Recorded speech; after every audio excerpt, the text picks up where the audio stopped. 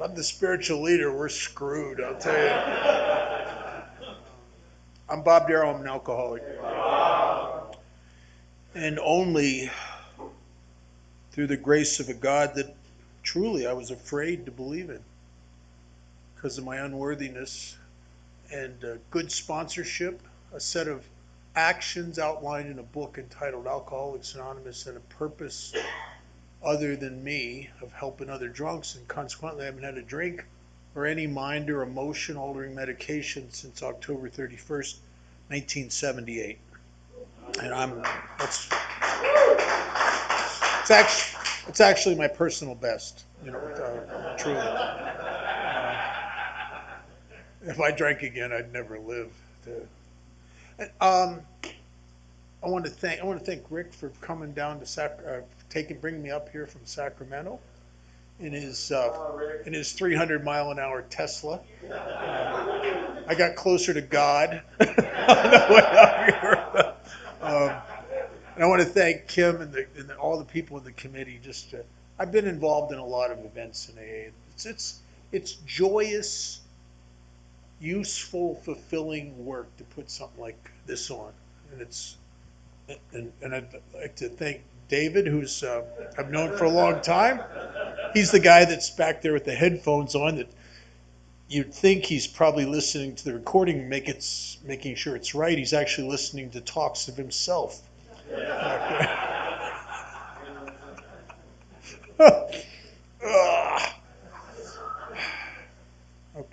I want to know who's here, because it'll affect me. It'll change what I share this weekend. Who's here in their first 30 days of abstinence? Anybody? Garen, I'm an alcoholic. Garen, welcome.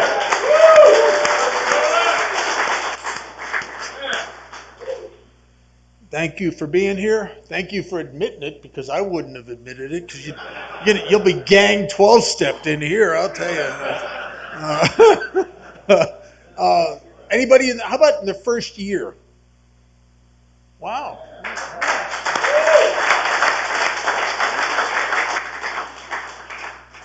How many people are sober under 10 years? Wow, okay. That seems to be the majority. How about 10 to 20? Oh, good. 20 to 30? Nice. 30 to 40? Wow. 40 to 45? Me? Over 45? Over 45? Oh, good. Wow. Glad you're here. The people that are sober, the new people and the people that are sober a long time and still active, always make me feel good in a room. There's a lot of people. I'm very active in Alcoholics Anonymous. I have a home group. I probably go to 8 meetings a week. I got 2 hospital and institution commitments panels to this day. I've always had that because my first sponsor had that. And that's why you learn what you learn when you're new, And I sponsor guys and I do all that stuff. Not because so I can come up here and tell you about it. It just seems to add something. It changes me in here. I've lived my life, a big portion of it, where I was my primary purpose, and that sucks. And I've lived the last 40-some years with a purpose other and greater than myself, and that's to help other people.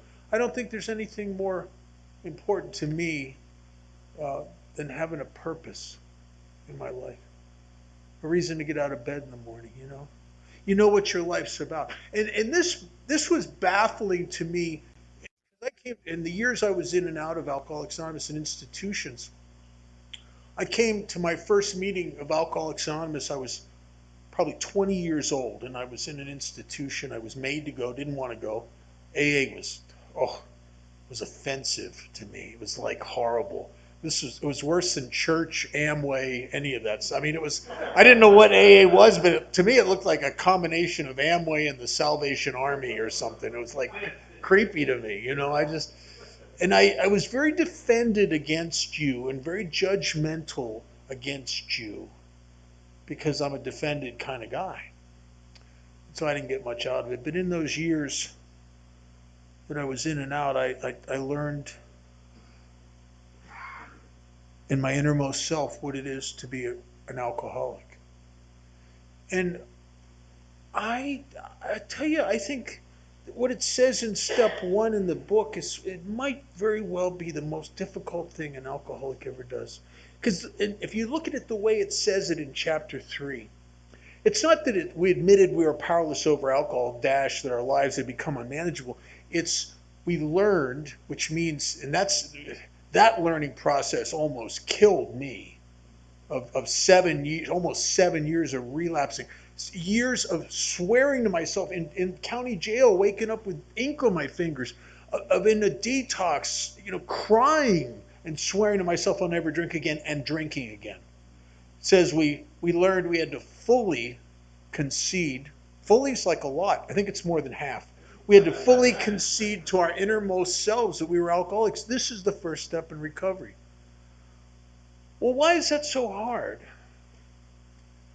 Well, there's a line in another part of the book. It says the alcoholic's problem lies mainly in his mind. See, I have a mind that doesn't want to look at this stuff. I have a mind that hides the truth from me for convenience, to soothe me, for comfort.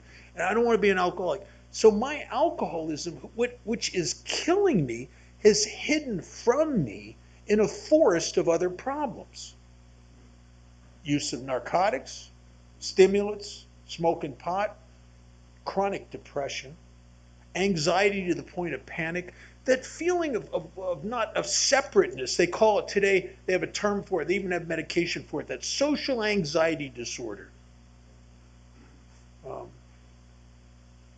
Lonely. Problems with employment, money. I can't seem to hold on to money. With women. I mean, I can't get them to mind. I got problems everywhere, and in the center of this forest of other problems is the one problem that's causing all the others. There's a tree. Have you ever been over to the island of Maui?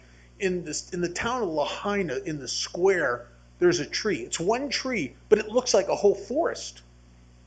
But in the center is the one trunk that comes out, and all the other trees grow from that. And that's my alcoholism is like that. And I can't see it. I had a friend he died like 35, 40 years ago. He used to say, alcoholism is the one disease that keeps telling you don't got it. Or it's something else. And I don't know what it is about me that I will stare at the differences and ignore the similarities. I would listen to, in the years I was in and out, in those rehabs, I'd listen to AA speakers that would come in. And I don't hear the connection.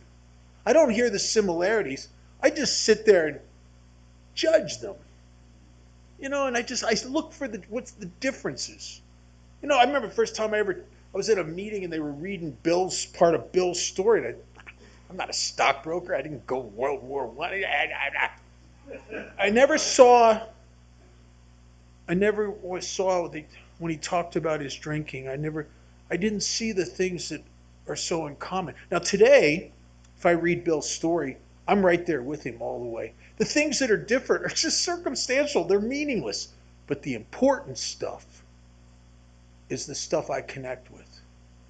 And I could have done that in AA if I didn't have a recovery-resistant mind, if I didn't have the kind of ego that defends itself against change. And I did. I didn't know I did that. I remember sitting at a meeting. I was in this rehab. It was Sunday afternoon, they brought a speaker in. And I think this guy might have been a good speaker because he started to get to me a little bit. And I don't really listen because when somebody's yammering in AA, it's a nice time for me to think about me. You know what I mean? No, I mean just you know what I mean. It's right, and so I'm just. But then he said a couple things that hit a little close to home, like he talked about wetting the bed. Oh, that's happened to me a lot.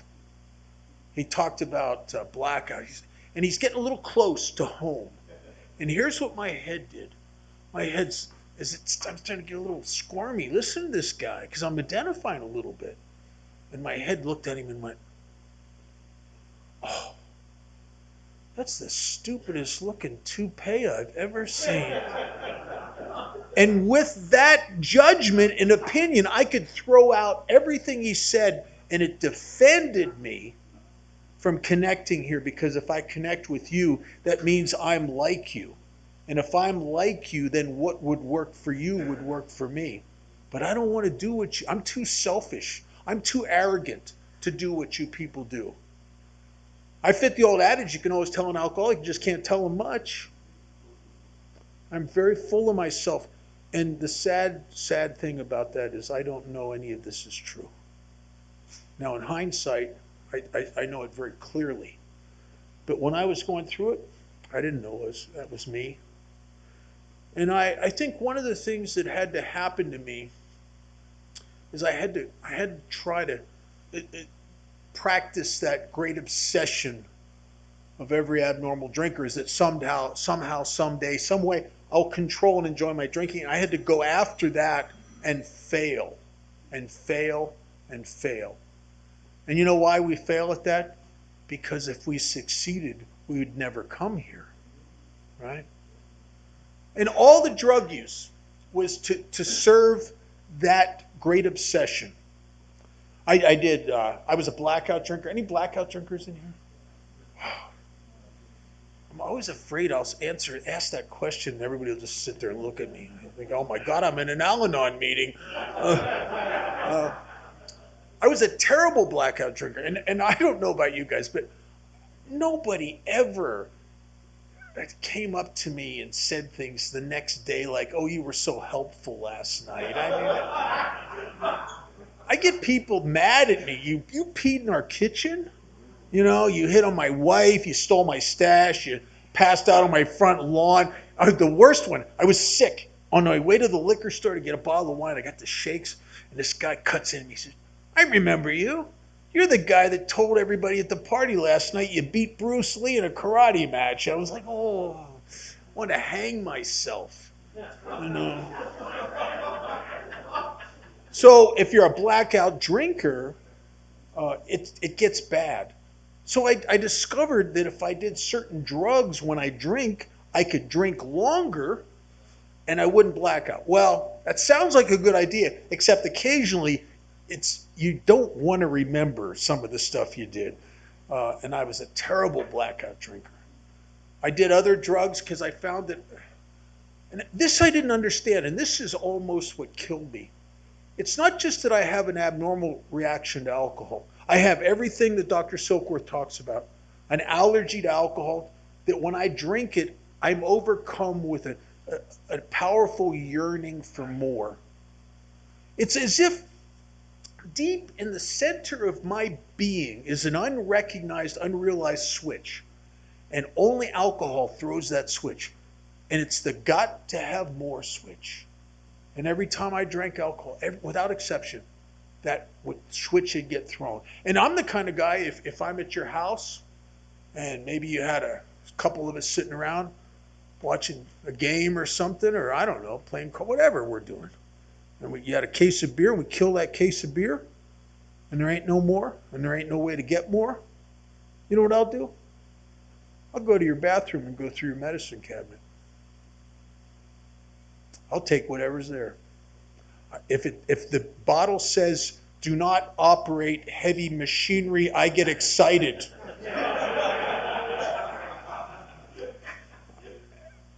And why is that? Because I'm a pillhead? No, because I'm an alcoholic, and when I drink alcohol, it does something to me that it only does to alcoholics, regardless of all the other problems. Now, I started to get that probably in the mid probably about 76, I started to really understand from failure, from the constant attempts to reel it in, and I can't. I remember one time in particular, I was staying on a guy's couch because I didn't have a place to live, and the guy felt sorry for me, let me stay on his couch, and I come to one morning, and the night before it was a bad blackout. And those kind of blackouts that you don't remember. It's not the whole night's not blacked out. I remember kind of little snapshots of things, and everything that I remember, these little snapshots, make me cringe inside, and I feel horrified because it's all bad. It's all so, and I'm scared. I thought I could have went to some of that. I could have gone to jail. Now there's a whole group of people. I can't go around them anymore. I can't even go where they go because I don't want to see them. I'm so ashamed of my behavior. And I'm talking to myself. I always try to, whenever I have a problem, I'm like this. Maybe some of you are like this. I always stare at the problems trying to figure out what to do. I never come up with a good answer because what I'm looking for, I'm looking with. But I'm always looking. And so I came up with a little plan because I'm supposed to meet some friends of mine down at Dots, which is the corner bar where we shoot pool, and sometimes we go out and play music at one of the guys' houses and stuff. And I need to do that because I feel horrible. I got the tremors are back again, and I need to calm my nerves. And I thought I can't do that. I need to do that, but I can't do that. And I don't know what to do, and I come up with a plan.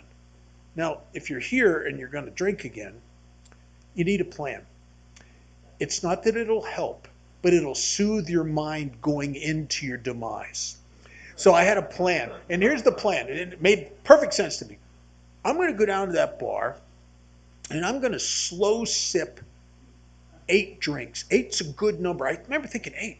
I never did anything too bizarre on 8 drinks. That's always 12 to 15. You know what I mean? Somewhere up in there. 8's a good number. It's a secure number. I can calm my nerves with somewhere in the process of drinking 8 drinks. I can have some fun, shoot some pool with my buddies. Man, 8, this is a good plan. And it was, except right away, the idea of me slow sipping anything is ridiculous. I can't. But I'm drinking, trying to make it, stretch it a little bit, and I'm playing some pool, I'm having fun. I'm starting to get calm inside. It's good. I'm starting to get that little bit feeling of freedom from the horrible emotions and thoughts I had coming in there. And what a plan. Until I got to the 7th drink. When I got to the 7th drink, it was like a spiritual awakening that 8 was a bad number. You know what I mean? It was a terrible number. What was I thinking? That was a stupid number. 12's a better number. And what I don't understand is that is an allergic reaction to alcohol that I can't see it. And I can't see it because it uses my own mind against me. And I don't think it's a craving. I don't think it's an allergy. I think I changed my mind. But I always changed my mind. Every single time. Every drink of alcohol I've ever taken in my life has made me feel like, my God, I'd like to have another drink. And that's what makes me an alcoholic. Well, there's the other aspect that almost killed me. It's not just that I have this abnormal reaction to alcohol, and God knows I do, but I have an abnormal reaction to abstinence. And it's hard to see. And it's hard to put your finger on. But every time I get sober, I ain't right. Now, I don't know why I'm not right. And I can't even describe to you why I'm not right. I can't even tell you how I feel because I don't understand it. Dr. Silkworth in the book, he says, guys like me, when we stop drinking, what happens? Well, we get restless. That inability to be settled anywhere. You ever watch a dog circle a room looking for its spot to lay down? I'm the dog that can't find its spot. I'm restless. I'm irritable. Don't know I'm irritable. Don't want to be irritable because irritable people kind of irritate me. I am not irritable, but I am very bright and I can see the stupidity in people quickly. It's a gift. It's a gift. and they rub me the wrong way, and I don't suffer stupidity well, and then I'm chronically malcontent. And that is very baffling to me. Why I can live in a world and I observe people that are happy and satisfied, and I look at what they have, and I work like hell to get what they have, only I don't feel the way they felt having it. There's something about me that no matter how good something is, the best girl I've ever been with, the best job I ever had, get that Harley I always wanted, playing in the band with those guys I always wanted, whatever it is, from the moment it is mine, the shine starts to wear off that crap. And I don't know why.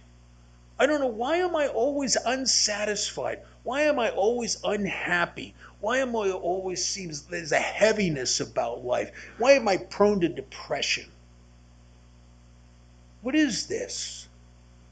And I didn't know. I got sober in 1978, and I'll tell you, I was sober probably 10 years before I understood what that was about. And I was working with a guy in Indian Springs prison.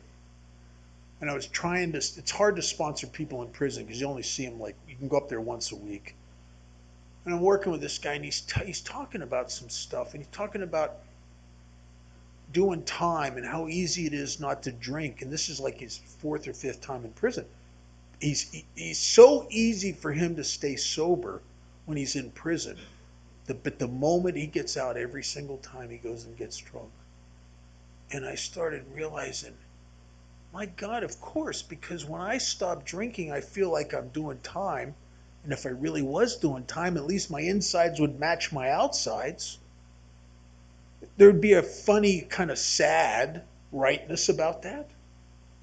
But you put me out in the streets, you put me out where everybody seems to be happy, and I don't know why they're happy. I mean, oh God, what's wrong with me? Why do I feel so weird? I don't see anybody in AA. I don't see anybody at work. I don't see anybody on the streets that looks the way I feel. And I'm a phony. I'm a pretend guy. I pretend like I'm cool. I pretend like I feel good. You know that passage in our book where it talks about the newcomer saying, well, I work better, feel better, having a better time, and then it says BS. You know, that's not. He's going to drink again because the truth is he's not happy about his sobriety. And I wasn't happy about my sobriety. Because I'm all front, no back, I pretend like I'm the pretend guy. Because my God, I'm so concerned with what you think of me. And I don't feel like I fit, so I try to act like I fit, hoping if I act like you act, maybe I'll feel like you feel, and I never do. I always feel like I'm coming from behind. I remember one time I was in this halfway house, and I was bored, I was restless, and I was feeling bad. I'm trying to fight off a depression. And so I decided to go to the mall. This was back in the 70s when malls were becoming popular. And there's a lot of, hot-looking girls sometimes in the malls, things like that, in that nature. So I wanted to go to this mall. And I noticed something in the mall that was baffling to me. There was a lot of people that they weren't stoned, they weren't drinking, and they were just walking around with big smiles on their face, and they were happy for no reason. How can that be? And I figured it out. You know why they're happy? Because they're stupid. I would have to lose 30 IQ points to be happy like that. See, they just can't, they just don't have, they're not sharp enough to see the problems in their life. They're not sharp enough to see the injustices around them. They're not sharp enough to see the stupidity as I am burdened to see. And I think it's intelligence. It's not intelligence. It's the antithesis of intelligence. It's ego. That something inside of me is desperate because I feel so less than. It's desperate to elevate me above everybody else. And I don't know what to do. So one of my defense mechanisms is to judge you and pull you down and find fault with you, hoping against hope that I will level the playing field, hoping if I can find enough crap wrong with you, I won't feel so bad about me. And if you've been like that, you know what happens? It doesn't make you feel better about yourself. It just makes you feel more separate and more alone. Alcoholism is a lonely, lonely business. Our book says the alcoholic will know a loneliness such as few do. In 1978, on my last run, I tried to kill myself. And I tried to kill myself because my drinking had, about 3 years prior to that, it had turned on me. And the last 3 years of my drinking, I'm chasing the ghosts of parties past, and I can't catch them. The last couple years of my drinking, it's not a party. I'm not laughing and carrying on. I'm not talking at a bar or club talking to girls. I'm the guy who drinks in depression, who drinks in horrible feelings of loneliness. Many times, if I was crashing on your couch or somewhere where there's a phone at 4 or 5 o'clock in the morning, 3 o'clock, I'd get on your phone. I'll call up people I went to grade school with. I'm so lonely. I called an ex-girlfriend up one time. The minute I heard her voice, I was so lonely and so depressed. I started trying not to, I was kind of half crying, going, we should have got married. And then her husband gets on the phone, threatens me, This is not a party. This is pathetic. And yet, you get me 3 months sober in a halfway house. You know what I do? I start imagining there's a party where there isn't one. I start fantasizing that I can get high again like I did when I was 20 years old. And I can't. I've known hundreds, if not thousands, of alcoholics who have crossed over that line into late stage alcoholism. And in late stage alcoholism, you've wrung every ounce of fun out of it, and it's turned on you. And I know every alcoholic I've talked to has chased the fun, as the book says, into the gates of insanity or death, and you never catch it because it's gone. It's gone. And I'm dying, and I'm feeling more ashamed of myself and more of a failure and more depressed because I'm ruining my life chasing something I can't catch. It wouldn't have been bad if I could have got an hour every night of feeling free and lit up and that ease and comfort that I used to get.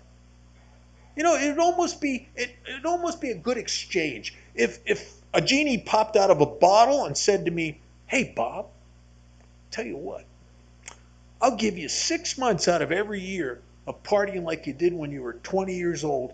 You got to spend the other 6 months in a horrible prison locked up. What do you think?" I'd think, yeah, sign me up for that. That'd be good. Yeah, right? Because the truth is, I want that more than I want anything. I might have a new girlfriend, tell her how important she is. Push comes to shove, I'm chasing the ghosts of parties past at her expense. My parents left them in the dust. When I stood on that bridge in 1978, trying to kill myself, there was nobody left. I'd been arrested not too long before that for a hit and run DUI in a borrowed car, and they sentenced me to 2 years and then stayed the commitment, put me in a long-term treatment center, which I was supposed to stay for a year. Couldn't. I can't stay sober a year. When they say in our book, lack of power is our dilemma, I mean, we all got a little bit of power. A little bit. I can get like a mule in a hailstorm and not drink day in and day out and week in and week out, month in, for 6-8 months. But a year? Whew, every day I'm sober with untreated alcoholism just wears on my ass. It just, AA was a funny place for me. You'd hear be in some recovery house and all these do-gooders from AA come in to tell you, you've ruined your life. You're there because you ruined your life. And these AA people come in to tell you their miracle stories and their gratitude stories. I remember sitting there one time, I was thinking, oh my God, I've died and gone to hell. It's not bad enough that I've ruined my life. No one will talk to me. When they gave me the phone call in jail, there was nobody to call. But I have to spend the rest of eternity listening to these idiots tell me how wonderful they are. Oh my God, this is horrible. And because I have this abnormal reaction to abstinence, and I don't know it. I think AA has got good news and bad news, Bob. The good news is if you go to thousands of these stupid meetings, you might stay sober the rest of your life. And the bad news, you're going to live a long time. Because abstinence feels like I'm doing time. And that's what guys like me reap. If I just stop drinking, that's what it feels like to have untreated alcoholism, a disease that demands treatment, demands it. And it'll use my emotions and my thoughts to wear on me and wear on me and wear on me until, the day comes. God, 2 months ago, when they released me from the county, I knew I was never going to drink again. Now something's happened inside of me slowly, where on this particular day it seems like a great idea to drink again. And I can't remember how I was sobbing, swearing to myself I'll never touch that stuff again. Can't remember that. You know what I remember? I remember the things I should forget. I remember the things that aren't even true. Silkworth, the doctor's opinion, says after a time, guys like me can't differentiate the true from the false. I can't. And I don't know that I can't, because my thinking seems so real to me. I don't remember how drinking has turned on me, and now I drink in depression, and it's horrible and lonely, and it's not a party anymore. I remember the drinking of when I was 20 years old, 18 years old, when it was magic, and I'm chasing something. And so in 1978, when I'm trying to kill myself, if some AA member that I'd met in a meeting somewhere would have come along and saw me, and he would have said to me, Bob, what the hell are you doing? Come with us. Come back to AA. Work the steps. Do that stuff. Your alcoholism's killing. You're going to kill yourself, for God's sakes. I just would have. You don't understand. It's not alcoholism. Well, what is it? Well, I don't know. It feels like I'm dying of loneliness because I don't fit anywhere drinking and I don't fit anywhere sober. And my grand sponsor was a guy named Chuck. I used to love listening to Chuck Chamberlain talk. One of the things Chuck said often was that there was one problem and it contained all problems. And it was conscious and unconscious separation between me and you. That's why I never fit with you. And me and God was so far away. He was so far away, I just rather choose to be an atheist. He can't possibly help me anyway. And I was even disconnected from life and disconnected from myself. Obsessively self-concerned, selfish, self-centered people like me. My selfishness is so extreme that it can pull me away from my own internal moral compass. I will compromise my own. I'm not compromising your principles. I'm compromising mine. There's something inside me that always knew what was right or wrong, but the need for gratification and security and self-grandizement sometimes clamored in me so loudly that I would do things that I know I shouldn't do this. Or even worse, you think, oh my God, this is going to turn out bad, but it might be good for an hour. You know what I mean? Right? You meet some girl and you think, oh, I wouldn't even want my sponsor to know I had lunch with her, but it could be fun for an hour. Right? Yeah, I'm bragging when I say an hour, 5 minutes. So that this selfishness and self-centeredness can drive not only me to be separate from you and separate from God in life, but even from me. No wonder I'm so alone. No wonder I'm so confused. I don't know who I am. I don't know what my life's about. None of it makes sense. We're a baffled lot, the book says. And yet, From 1971 on to this day, I noticed something in AA. There were some of the old timers, not all of them. There were a few old timers looked like they needed a drink, but there was some old timers that they walked with a level of comfort. They walked with a level of purpose that was beyond me, like as if they weren't a pretend guy like I was. They truly knew who they were. And they were the guys that were properly armed with information about themselves. They'd worked the steps. And there was no mystery about what their life's about. They knew what their life's about. They were given a purpose greater than themselves. They swapped the purpose they got sober with. We all get sober with the same purpose. Me. I am my primary purpose. My feelings, my security, my sex life, what you think of me. Me. I am my own primary purpose. And you guys have nudged me and pushed me through a step and service and tradition process to swap out me for a purpose greater than myself, and that's to help other drunks. And when you claim that, then the worst of you becomes the best of you. When you claim that, you're not only does your life have purpose, it makes sense. The stuff I wouldn't tell anybody when I got sober, now I'm telling people because it helps people, right? It all makes sense. I don't think there's anything more greater than having purpose in your life. I get up in the morning, I got purpose. I got phone calls to return. I got sponsees to talk about. I got commitments. I got purpose in my life. That is amazing for me.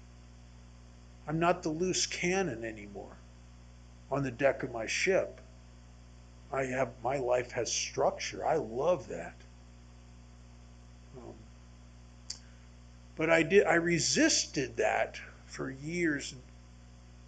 What happened to me is I had this failed suicide attempt, and I came off of that, and I was so demoralized. I had a moment on this bridge where I couldn't bring myself to jump, not because I'm afraid of dying, because I'm afraid this isn't high enough. And I've had a string of not good luck.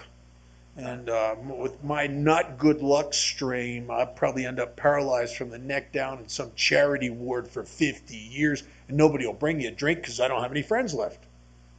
So I broke down on that bridge. I never felt lower. I think it probably and truly was that state it talks about in our book of pitiful and incomprehensible demoralization.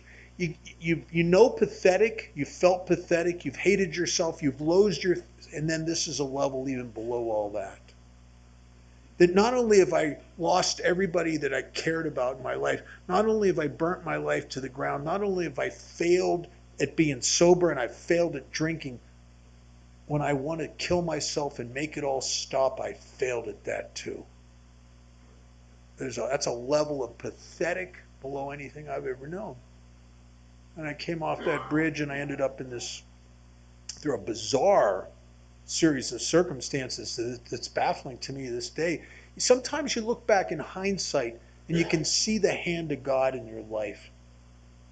Because at first you don't want to believe that, but the coincidences sometimes pile up and they're so overwhelming that what could it be except something? And I ended up in Las Vegas. Wasn't trying to go to Las Vegas, trying to go to California. Ended up in Las Vegas in a detox. And I believe through divine appointment, I met my first sponsor because he was perfect for me. Perfect. He was a fanatical servant. He'd been delegate. He'd started the Las Vegas Roundup. He's on the board of a halfway house and one of the clubs. He started the retreat. He started the first hospital and institution meetings in Las Vegas. I met him because he brought a meeting into the detox I was in twice a week. This is not a guy who talks about AA. This is a guy who does AA every day of his life. And he was sober a long time. And he had a tremendous life. I didn't even know it till later. He lived in a mansion up on a hill with tennis courts in his backyard and gardens, and he had 2 brand new Cadillacs, and it looked out over the city of Las Vegas. I never expected that. I thought You know, you meet a guy in detox, you think, well, this guy evidently doesn't have a life. You know, he had a huge life, huge life. But at the center of his huge, robust, full life was a purpose that wasn't his life. His purpose was to look for guys like me. And he found me. And I made a deal with him. I said, if you'd, would you sponsor me? And if you will, I'll do anything you ask me to do. And the journey began. And he was not a big book guy that much, because back in the 70s, the big book, the wave of big book renaissance and consciousness didn't hit the fellowship for the most part around the United States until the early 1980s. Matter of fact, I listened to my first set of Joe and Charlie cassettes that came out of the 1980 International, because Wesley Parrish went down there and he brought them down there, and he was enthralled with what they did in this little workshop down in Arkansas. And he brought them down there. He made 100 copies of that workshop, and he gave them to the perfect person in each area of the country. He knew, because Wesley knew a lot of people. He knew the guys that started the conferences, that did the doers. He handed them out to the doers, and within 2-3 years, Joe and Charlie were all over the world. They changed AA. They reintroduced us to something that we had unfortunately turned away from. When the 12 Steps and 12 Traditions book was published in the early 50s, the reason that Bill put that book together was to better bring the traditions into place. And he was told by some people he respected that you better not just do a book just on the traditions. Nobody in AA would buy it. You're going to have to put the steps in there too. So he wrote the essays on the steps and published that book, and not ever expecting that within a decade, most of the fellowship would be starting step studies using that book, and nobody was using the big book anymore. But that had happened. I remember back in the 70s, my years in and out of AA, I could ask, you could take the oldest old timer in an AA group and say, where do you find where it tells you how to work the 4-step? They tell you the chapter 4 in the book, the 12 step. My first sponsor didn't even know where to find that in the big book. And then Joe and Charlie came along, and they changed everything. And I heard that first set of cassettes. My home group was a big book study. And I heard that first cassette in late 1980. So I got a set from somebody that came back from the International with them. I listened to it. And my home group's a big book study. And I'm listening to that, and I'm thinking, what the hell book are they talking about? Because they're saying things. Now, we read the book, but nobody talked about the things that nobody really looked at it. We'd read it, and this was so common back in the 70s. You'd read half a chapter of the big book, and then people would share on what they're grateful for. They'd share about their day. They'd share their drunk-a-log, and the book was just kind of passing everybody by.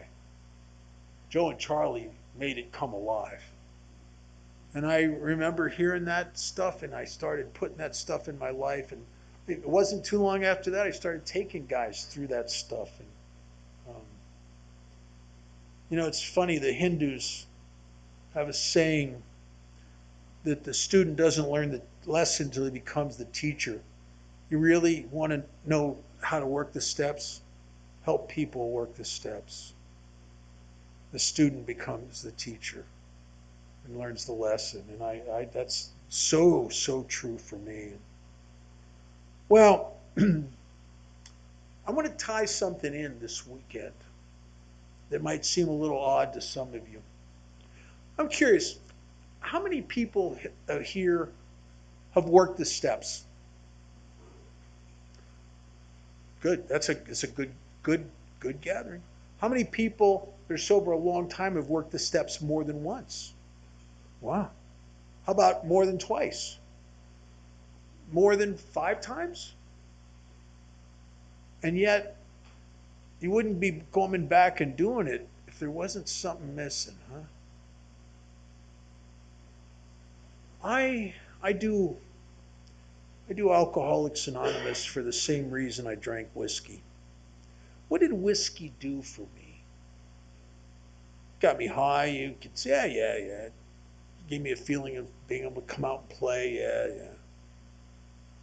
What did it do though? What was the thing that was so valuable to me in the effect produced by alcohol?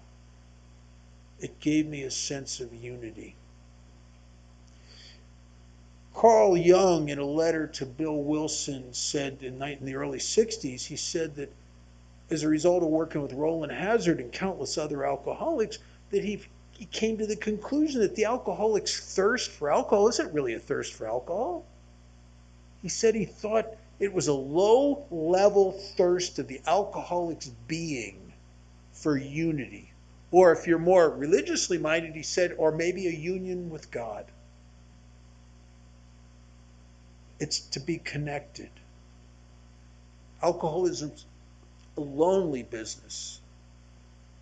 And I drank, and I've had this experience, and I bet you every chronic alcoholic in this room has had this experience, where you walk into a party, or you walk into a club or a bar, and you're having a bad day. And the people in there, because you walk in sober and they're irritating and they're cliquey, and you just look around, you don't like any of that. Stupid cliquey people. Yeah. You know what I mean? Did you ever have that feel like, but you don't leave because this is where the alcohol is.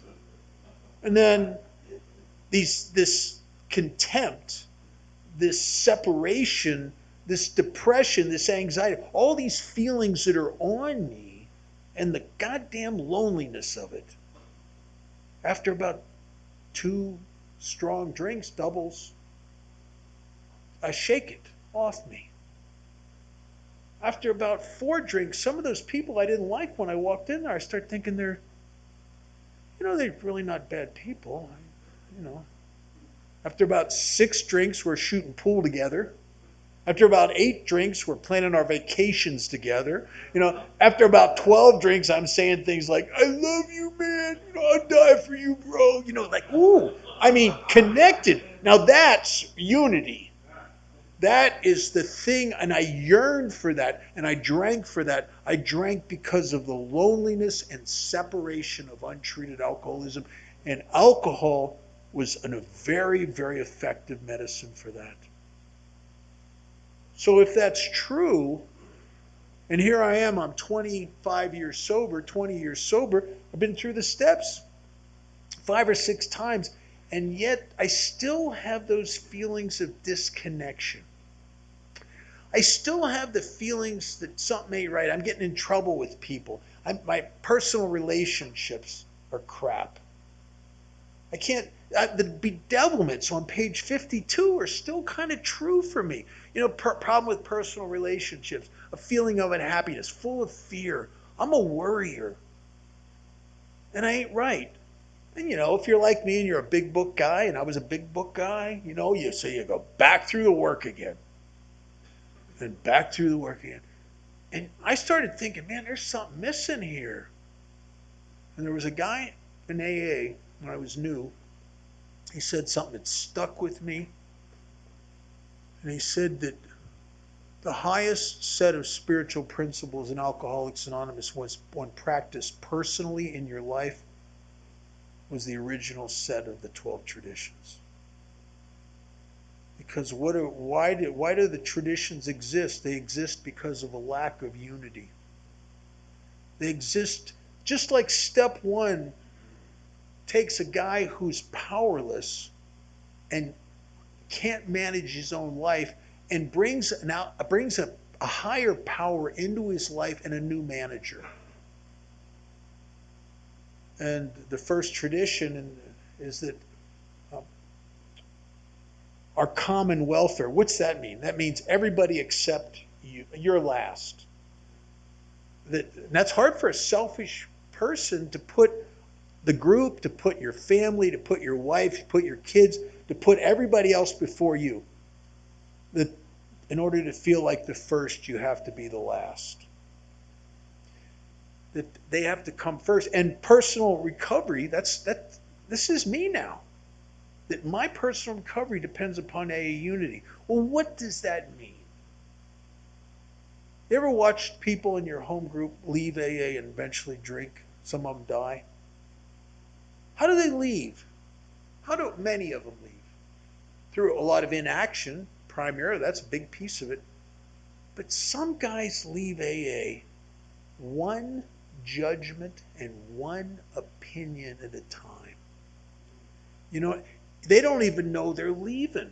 It just seems like all of a sudden the quality of people in AA sure has gone down a lot, you know. You know what I mean? You know, right? You go to meetings and there's some people sharing on some topic and you realize you're the only one in the room that knows about it, you know, but they don't call on you, which is an offense. And you just all of a sudden the separation starts again, you know. I had a friend that left AA not too long ago, can't get back. It's really it's a very sad thing. I've tried desperately to work with guys that have been sober 20 years, 30 years that drink again. My God, the progression of the illness it's staggering. Very few people get back. What progresses the most? Is it the physical stuff? You get sicker quicker? Yeah, maybe. Your financial situation, you burn through your money quicker? Yeah, maybe. But I think the thing that kills us, it's the progression of the ego. Whereas at one time they could surrender, they can't surrender now. At one time they were willing to become humble enough and small enough that they could be sponsored. You can't sponsor. I've tried to sponsor some of these guys. They become the I know everything guys. I was talking to this one guy, and he drank after 20 some years, and he's not listening to me. He wants to just talk over what I'm saying. I finally had to yell at him, stop it, listen to me. And I start telling him things I want him to do as his sponsor. And he goes, yeah, I know, yeah, I know, yeah. I really thought he was really saying, out here he's saying, yeah, I know. In here he's saying, shut up, go away. Because he can't listen to me. And he can't follow my directions because he's too full of himself. And that's what had progressed. The ego. The ego, I remember Chuck Chamberlain saying one time, if it wasn't for the ego, we wouldn't even need AA. It's the chronic nature of the sickness. And the psychiatrist who worked with Bill Wilson and Marty Mann, and he was on our board, he spoke at one of the internationals, was a guy named Harry Tiebout, and Harry Tiebout said two things that to me really hit home. He talked about we must have ego reduction at depth. And then he said, even if you do, there's this amazing recuperative ability of the alcoholic ego. It grows back like a bad tumor. And that's what's baffling to guys like me who felt and believed they were spiritually connected, and now the ego is a shift changer. Now I fancy I'm still spiritual. I fancy I'm still surrendered, but I'm not. I remember, it's embarrassing to tell this story, but it's true. I went to I became so full of myself and so opinionated, and I don't even know that. You know, one of the lines in our book that I think it's funny and yet true. Wilson says that the alcoholic is an extreme example of self-will run riot, though he usually doesn't think so. I never think. You catch a guy like me in the middle of a self-will run riot binge, obsessed with getting his own way, getting what he wants, defending and protecting what he already has. You catch a guy like me like that and ask me in the middle of it, Robert, you think right now maybe you could possibly be an extreme example of self-will run riot? No, I'm doing this. I need to do this stuff. It never looks that way to me. And yet, Wilson says something that's so true. He says we don't have a problem with self. We have an extreme problem with it. We're self-centered on steroids. You know how if you ever spend any time, if you have any family members that aren't alcoholic, my daughter is not an alcoholic. And I got it. Truly, she's one of the most emotionally well-balanced people, selfless. She started a charity through her position with the bank. I mean, she's just amazing. She has this moral compass that she's never deviated from it. Never. We used to have a daddy-daughter date night. We'd go to dinner and a movie every week. When I turned 60, you can get the discounted tickets. Well, I'm going to the movie one night, and I got 2 tickets. I said, "Here, Kate, here's your ticket." And I got mine. She looked at it. She said, "No, Dad, that's your ticket." And I said, "What do you mean?" "No, it's your ticket." She said, "But it says senior on it." Well, they both say senior. Dad, you can't do that.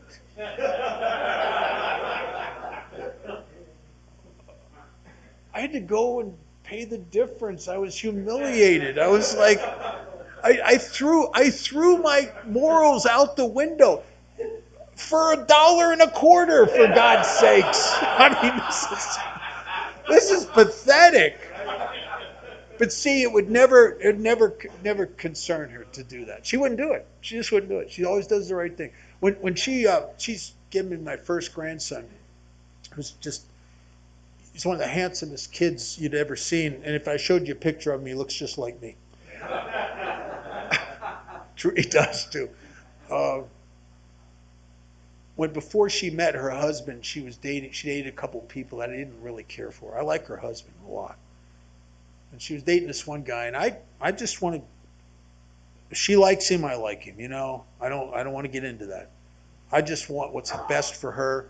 I think the guy's a player. I think he's going to hurt her, but I keep my mouth shut because you taught me that, just to be of service without opinion. And I just did that. Well, he cheated on her, broke her heart. I'm meeting her for dinner one night, and she's upset. And I sit down in this booth in this restaurant with her, and I said, "Kate," she starts telling me about it, and I love my daughter, but sometimes you don't know how to respond to things. You know, I missed the parenting class somewhere along the line. You know what so I'm like ad-libbing. I don't know I'm saying weird stuff the minute I say it, I think it's stupid. Like, well, I guess you got to kiss a lot of frogs before you meet your prince. I'm saying weird stuff because I care about her. So she goes home that night. I go home. We're planning on meeting almost a week later in the same restaurant. So I get to the restaurant. She's already sitting in the booth. I slide into the booth because I'm concerned. I want to be there for her. I want to be her dad.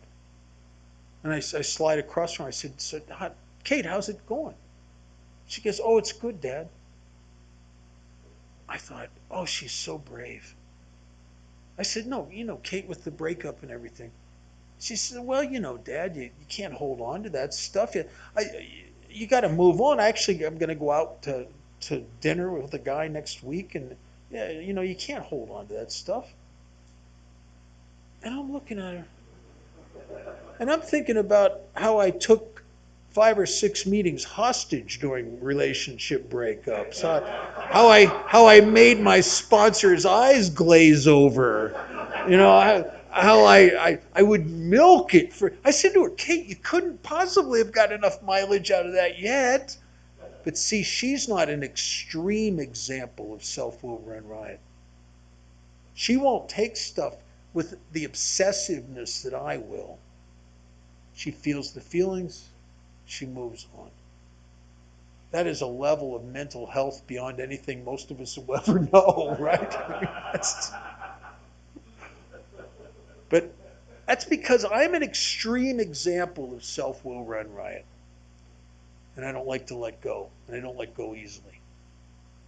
And so Alcoholics Anonymous gets a hold of a guy like me, and you started getting me to take actions that ran contrary to everything I ever felt or believed in. Some of the crazy stuff in A doesn't make sense. It's like you call your sponsor up, and you're having a bad day. and you just, oh my God, everything's terrible today. And he says, meet me at the detox. But there's nobody down there that could help me. Right? Me, me. And you're saying them, right? And I go and do it, and what happens? I come out the backside of that meeting after spending 20 minutes after the meeting talking to some guys, and it's a game changer for me. Because at the core, there's only, the problem is the separation, and at the core of the separation and the trouble is selfishness and self-centeredness. And my very life depends upon me taking actions regularly that will temporarily relieve me of the bondage of self. Very much like whiskey. You know, it's funny, you know, guys do a 12-step call here and there and I think, oh, good, I'm done. I did that. I never thought that when I was drinking. The next day, I never thought, why doesn't the bottle of whiskey I drank last night last forever? I always knew I had to re-up. I always knew that. Because the relief, the ease and comfort, and the feeling of freedom that I got last night has worn off. And I always knew that. I never argued with that. I always knew I had to go get more. And that's the way Alcoholics Anonymous is. It's a treatment. And the book says, is it a substitute? Yes, it's vastly more than that. It's a treatment for alcoholism. It's a treatment for the one problem. And I only have one, and it's the bondage of self. And that is, it's so independent. You know, you'll see something every once in a while in Alcoholics Anonymous that at first glance seems baffling. And that's somebody that's worth $100 million that commits suicide. Or someone who has everything you'd ever want and they kill themselves. And what's that about? Well, no matter how good we get it out here, if it ain't no good in here, it ain't no good. I went to a meeting.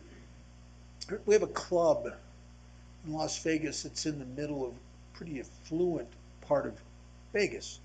In the parking lot, there's Porsches and there's BMWs and Mercedes. There's an occasional Bentley in there. All kind of suburban people in $1 million homes, you know, that kind of stuff at the AA meeting.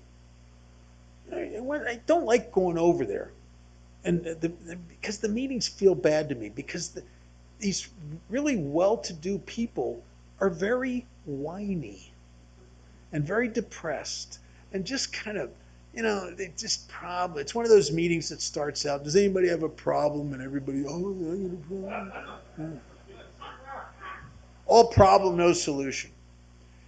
And I was sponsoring a guy in Southern California who had a panel up in Morro Bay at one of the, what's that, the sort of maximum security, central coastal, yeah. He had a panel up there, and he said, I want you to come up with me and be one of the speak there. I said, yes. So it's quite a ride up from LA. We get up there, and he knows everybody because he goes there once a month. And he's introducing me to all these guys, and these guys are lit up. This is the spirit in this prison meeting is amazing. And he's telling me, introducing me to people, and then he's telling me on the side, that guy's got 2 life sentences. He'll never get out. This guy's got a life sentence. See that guy back on the wall with the big book and that talking to that new guy? He's a new fish on the yard. He's sponsoring him. He's taking him through the doctor's opinion, and they're laughing, and I was watching all this, and I thought to myself, my God, these people are freer who will never get out of prison than those idiots that had the big cars and the big houses at that meeting I was at earlier this week. Because there's only one freedom, and it contains all freedoms. The freedom from the bondage of self. And if a guy like me doesn't take the actions to accomplish that, then I got nothing. I could be the guy who, like that guy in Malibu, who committed suicide in the middle of a $15 million house on the beach. I could be that guy. Because if you don't have that freedom, you got nothing. Well, I can feel the attention span of people waning. Do you have any announcements, anybody? Should we close with a prayer or just, why don't we close with the Lord's Prayer?